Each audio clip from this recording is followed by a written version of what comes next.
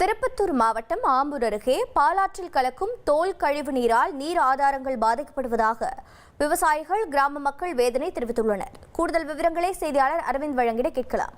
அரவிந்த் வணக்கம். இந்த தோல் கழிவு நீர் எங்கிருந்து வருகிறது, இதனால் என்னென்ன பாதிப்புகள் ஏற்படுவதாக விவசாயிகள் மற்றும் பொதுமக்கள் குற்றம் சாட்டுகின்றனர்? இதன் மீது என்ன நடவடிக்கை மேற்கொள்ளப்பட்டிருக்கிறது?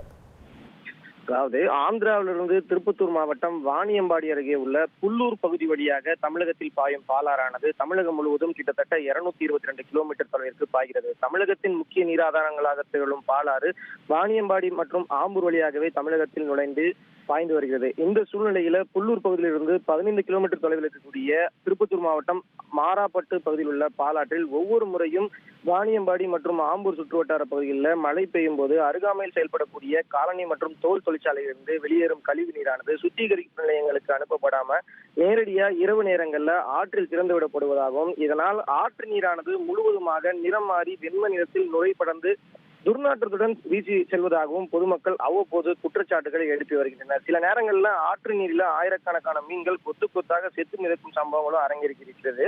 இது குறித்து அப்பகுதி மக்கள் பலமுறை சம்பந்தப்பட்ட துறை அதிகாரிகள் மற்றும் மாவட்ட நிர்வாகத்திடம் புகார் அளித்தும் எந்தவித நடவடிக்கையும் எடுக்காமல் பெயரளவிலேயே அதிகாரிகள் நடவடிக்கை எடுத்து வருவதாக பொதுமக்கள் குற்றம் சாட்டி வருகின்றனர். குறிப்பிட்ட இந்த பாலாற்றை சுற்றியுள்ள பகுதிகளில் உள்ள விவசாய நிலங்கள்ல இந்த நீரை பயன்படுத்துவதால பயிர்கள் கூட விளைவதில்லை எனவும், இந்த நீரை குறிப்பாக கால்நடைகள் கூட பருவதில்லை என விவசாயிகள் வேதனை தெரிவிக்கின்றனர்.